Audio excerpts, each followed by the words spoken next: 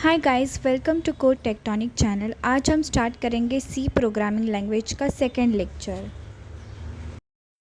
तो चलिए स्टार्ट करते हैं आज का सेकेंड लेक्चर।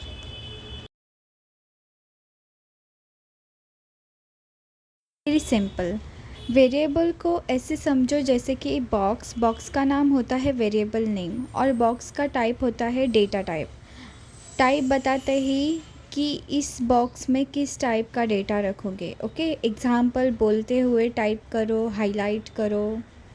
अब यहाँ पे दिया है int age is equal to 18 semi colon.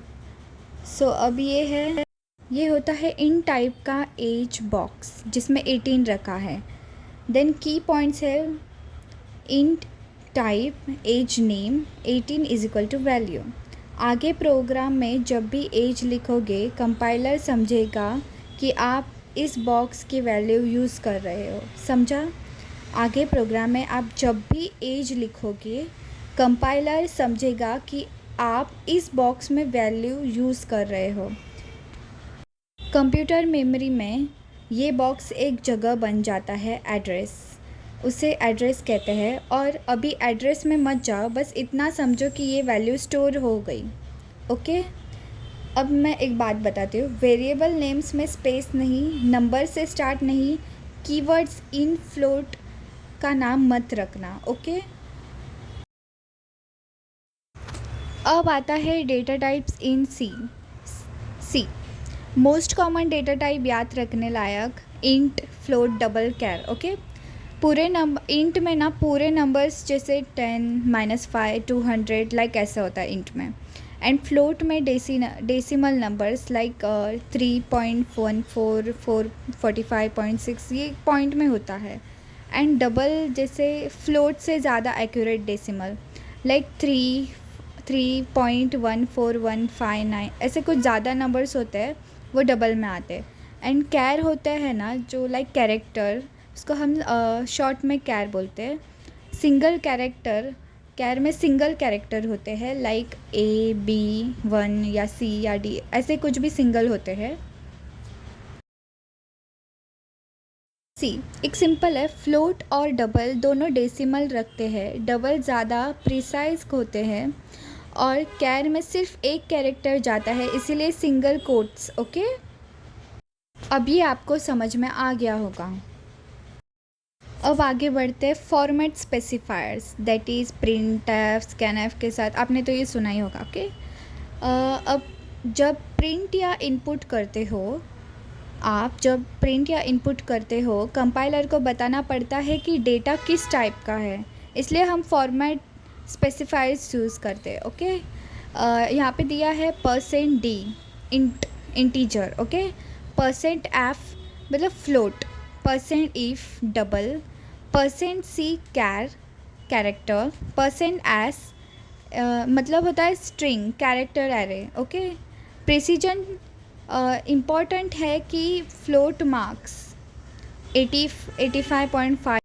अब हम देखें कि input and output. Okay, user से डेटा लेने के लिए स्कैनफ यूज़ होता है। सबसे बड़ी याद रखने वाली बात, आपको वेरिएबल का एड्रेस देना होता है, इसके लिए एंड लगाते हैं। Okay, example type and explain. Okay, that is int age semi colon, scanf %d and age मतलब एज का एड्रेस। ओके, कॉमन मिस्टेक्स होती है स्कैनफ, %d, एज, ये सब हम अलग अलग लिखते हैं ना, वो हमें प्रॉब्लम देती है। और आउटपुट इन सी, अब हमने इनपुट देख लिया वो जो स्कैनफ का था। ओके, अब हम आउटपुट इन सी देखेंगे।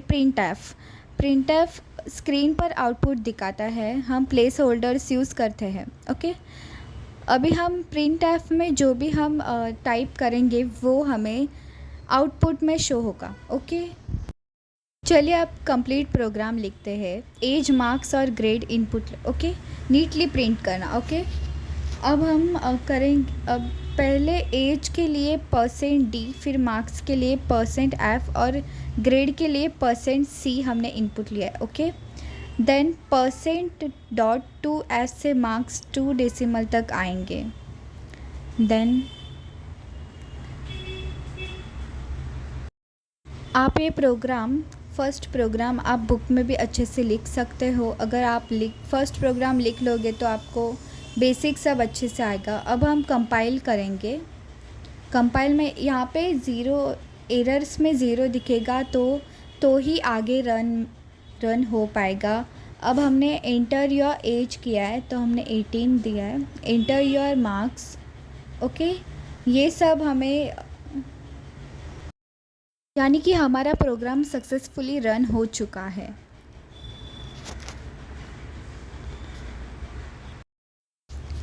अच्छे से और सक्सेसफुली ये रन हो चुका है। Enter without error. यहाँ पे हमें 18 मार्क्स भी आ गए हैं। आउटपुट पे हमें जो प्रिंट एफ में हमें किया था वही आया है। आज के लेक्चर में हम इतना ही पढ़ेंगे। अब हम नेक्स्ट लेक्चर में ऑपरेटर्स इन सी पढ़ेंगे। Arithmetic operators, relational operators, logical operators and assignment operators. ये बहुत इजी होते हैं। ये सबसे ज़्यादा आपको अच्छे से लर्न हो जाएंगे। यही जो ऑपरेटर्स होते हैं वो सारे लैंग्वेजेस में आते हैं, जैसे कि ज़्यादातर तो पाइथन में, सब में यही होते हैं, C++, जावा। अगर आपको वीडियो पसंद आया होगा तो सब्सक्राइब एंड लाइक ज़रूर कीजिए। Thanks for watching.